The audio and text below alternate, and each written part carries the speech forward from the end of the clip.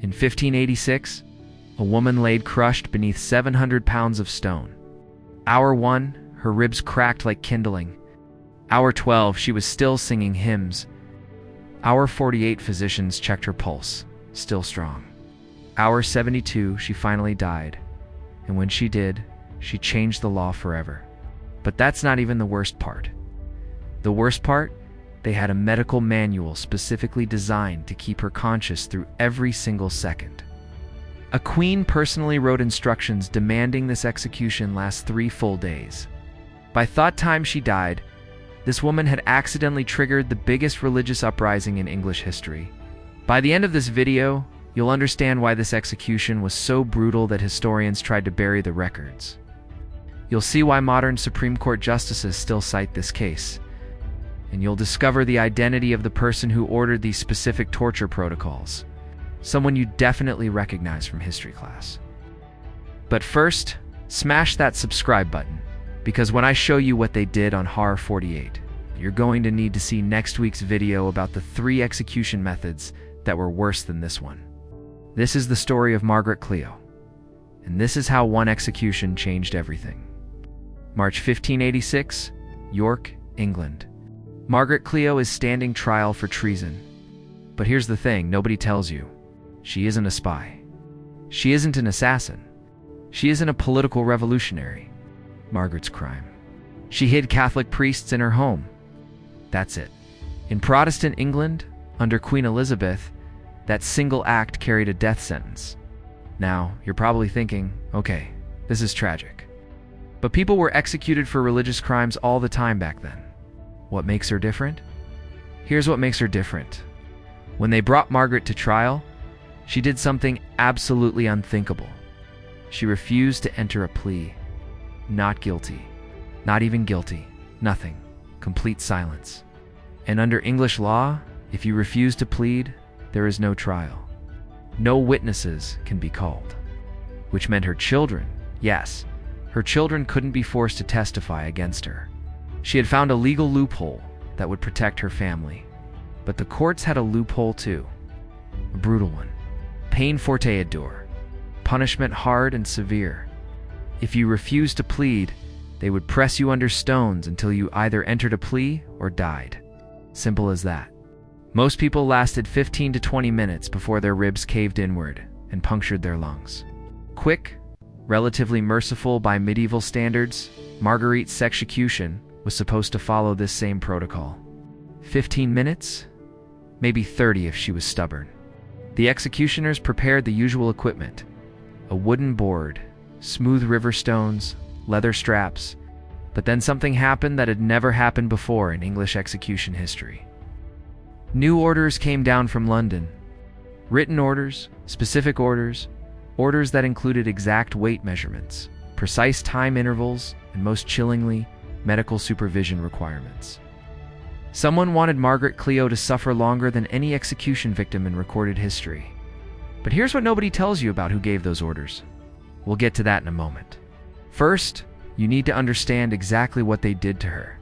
Here's where this story transforms from tragic to absolutely nightmarish.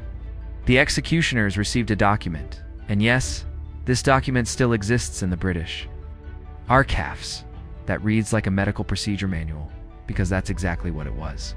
Standard pressing protocol: piles stones on the victim hist until the weight becomes fatal. Duration: 15-30 minutes. Margaret's protocol: something entirely different. They started with just 50 pounds across her chest. Not enough to kill, barely enough to restrict breathing. Then, and this is documented in court records, they added weights in 15-minute intervals. 50 pounds, then 75, then 100. But here's the detail that makes your blood run cold. A physician stood beside her the entire time. Not to help her, to monitor her pulse, to make sure she remained unconscious, to calculate the exact maximum weight her body could sustain without immediate death. Imagine you're lying there. You feel the first stones lowered onto your chest. Breathing becomes work, then more weight. Your ribs flex inward, more weight. You taste blood, more weight. Your vision tunnels, but you can't pass out because they've calibrated everything to keep you conscious. Hour 1. Margaret is screaming. The crowd gathered outside the toll booth where they're This is public. This is meant to be a warning. Hour 3. Her ribs crack. The sound is audible to witnesses. They document it like green wood breaking. Hour 6. She stops screaming, but she hasn't lost consciousness. She's praying out loud in Latin. Hour 12. The physician checks her pulse again. Still strong? They add another 100 pounds. The medical precision here is horrifying. They weren't just executing her. They were conducting an experiment in human endurance. How long can a human body survive? Crushing. How much pain can consciousness withstand? By hour 24, something unprecedented happens. Members of the crowd start asking questions. Why is this taking so long? Who ordered this? This isn't justice. This is torture. Remember that detail, the crowd's questions, because it becomes crucial later. But here's what I haven't told you yet. The absolute worst part of this entire nightmare. The executioners aren't making these decisions on their own. They're following orders. Specific orders, written orders, orders that came directly from the Queen of England herself. Don't click away yet, because what I'm about to show you is a historical document that most people have never seen. And it reveals exactly how personal this execution was. I know this is getting incredibly dark, but if you're still watching, you're clearly as fascinated by history's brutal truths as I am. These stories matter because they show us how far we've come and how fragile human rights really are. Make sure you're subscribed because next week, I'm revealing 3 execution methods that were somehow worse than pressing. One of them took 17 days. Yes, 17. Now, let's talk about Queen Elizabeth I and why she wanted Margaret Cleo to suffer. Here's the historical document that changes everything we know about this execution. In the British National Archives, there's a letter dated March 1586. It's from the Privy Council. Queen Elizabeth I's advisors to the York authorities. And it contains handwritten in the margins. Elizabeth's handwriting. The printed text orders Margaret's execution. Standard stuff, but the margin notes, they're terrifying. No less than 3 days duration. Public witness essential. Maintain consciousness throughout. Elizabeth didn't just approve this execution. She designed it. She specified the duration. She demanded Margaret remain conscious. She wanted this to be a spectacle that would terrify every Catholic in England into submission. But here's what nobody tells you about why Elizabeth made this so personal. Margaret wasn't just any Catholic. She was a butcher's wife, middle class, respected in York. She ran a successful business. She had 8 children. She was exactly the kind of person Elizabeth needed to make an example of someone ordinary citizens could relate to. The message was clear. If we'll do this to a respectable mother and businesswoman, imagine what we'll do to you. Elizabeth had been excommunicated by the Pope. In 1570, Catholic priests entering England were declared traitors, and people like Margaret, people who hid these priests, were considered enemy agents. This wasn't just religious persecution. In Elizabeth's mind, this was national security. So she crafted an execution that would be talked about for generations. A deterrent so brutal that no one would dare help a Catholic priest again. But here's the twist. Elizabeth never saw coming. Margaret Cleo was about to weaponize her own execution in a way that would backfire. Spectacular bleeze. What happened during those 72 hours didn't terrify people into submission. It did the exact opposite.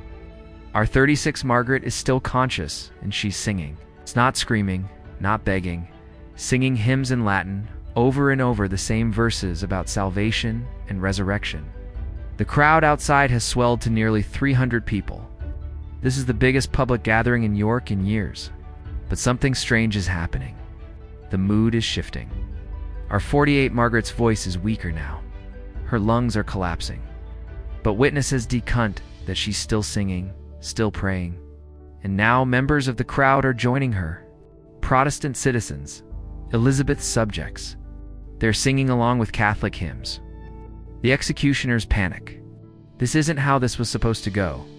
This was supposed to inspire fear. Not this. Not sympathy. Not admiration. Hour 55. A Protestant alderman, a city official, demands they stop. This has gone too far. He tells the executioners, "End it now." Can't they have orders from the Queen? Sen dace minimum. Hour 60. Margaret's pulse is weakening. The physician reports she's finally losing consciousness. They add more weight to keep her alert. 700 pounds total now. Her chest has caved inward by 3 inches. But here's what nobody tells you, and this is documented in multiple eyewitness accounts. Even as her body was failing, Margaret used her last conscious moments to do something extraordinary. She forgave her executioners out loud by name. "I forgive you, John Forsett. I forgive you, Thomas Ward. This is not your sin. It is the sin of those who command you." Let's imagine you're one of those executioners. You've just spent 3 days slowly crushing a woman to death, and she forgives you. She acknowledges you're just following orders. She places the moral responsibility exactly where it belongs on the people who designed this torture. Hour 72, March 25, 1586. 3:47 p.m., Margaret Cleo dies. The crowd is silent. No cheers, no satisfaction, just silence. And then someone starts clapping slowly. Then another person, then another. They're applauding her. A standing ovation for a condemned traitor. The executioners scrambled to disperse the crowd. All night, too late. Something has fundamentally shifted in York. Elizabeth wanted to create fear.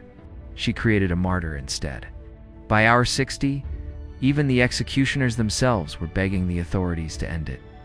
But here's what nobody tells you about what happened in the days and weeks after Margaret's death. Because this is where the execution that was supposed to save Protestant England nearly destroyed it. Within 48 hours of Margaret's death, York is in chaos. Protestant citizens are demanding answers. Why did that take 3 days? Who authorized that? That wasn't an execution. That was murder. The city council tries to suppress the story. Too late, news spreads across England. Pamphlets circulate. Yes, they had viral media in the 1500s. It just took longer. And every retelling makes Margaret more heroic and Elizabeth more monstrous.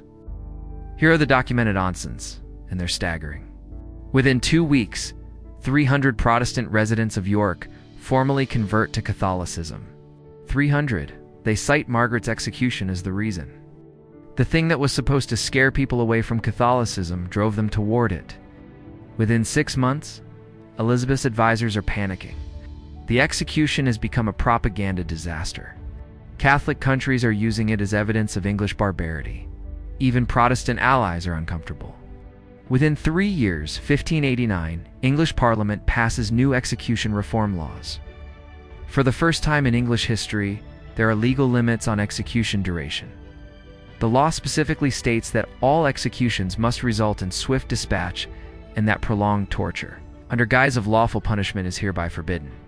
That law, written directly because of Margaret Cleo, becomes the foundation for humane execution standards across Europe. It's cited in the French legal reforms of the 1790s. It influences the American Constitution's 8th Amendment, prohibiting cruel and unusual punishment. One woman's 72 hours of suffering literally rewrote Western legal philosophy. But here's the detail that makes this story even more powerful. In 1970, almost 400 years later, the Catholic Church officially canonizes Margaret Cleo as a saint.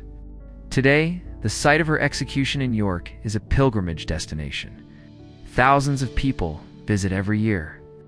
And Queen Elizabeth I, her execution order is preserved in the brightest chartreuse as evidence of cruel excess and is frequently cited in modern death penalty debates. In 2023, yes, 2023, the U.S. Supreme Court cited the Margaret Cleo case in a ruling about execution protocols. Her name appears in legal briefs, arguing against prolonged pharmaceutical executions. Her suffering from 1586 is still shaping law today. The execution that was supposed to terrorize people into submission became the execution that proved tyranny always contains the seeds of its own destruction. Elizabeth wanted to demonstrate absolute power. Instead, she demonstrated that there are things more powerful than absolute power: human dignity, defiance in the face of injustice, the refusal to break. Margaret Cleo discovered something that every authoritarian regime eventually learns. You can destroy a person's body, but if they refuse to let you break their spirit, you lose. The executioners thought they were crushing a woman. They accidentally crushed an entire system of legal brutality. So let me ask you a question. Could you remain conscious and defiant for 72 hours? Could you sing hymns while your ribs were shattering? Could you forgive the people torturing you? Most of us want to believe we could be that brave. But Margaret Cleo wasn't born heroic. She was a butcher's wife who made a choice to protect her faith and her family. And when that choice led to unimaginable suffering, she made another choice to not let them break her spirit. That's the real lesson here. Courage isn't the absence of fear. It's their refusal to let fear make your choices for you. Don't click away yet. Because here's the modern connection that makes this story matter right now. In 2024, there are still debates about execution protocols, about how much suffering is acceptable when the state takes a life, about whether prolonged consciousness during execution constitutes torture, and in those debates, lawyers and judges still reference Margaret Clother's 72 hours. Her suffering set a legal precedent that we're still using to define the boundaries of state power. One woman, 3 days, 4 centuries of legal reform. So here's my question for you, and I want you to really think about this before you answer in the comments. If you knew your suffering could change history, could rewrite laws, could protect future generations, would you have the courage to endure it? Drop your answer below, and if this story affected you the way it affected me, hit that subscribe button, because next week I'm covering 3 execution methods that somehow lasted even longer than Margaret's. One of them took 17 days and involved the victim performing surgery on himself. You won't want to miss it. This has been the story of Margaret Clitheroe,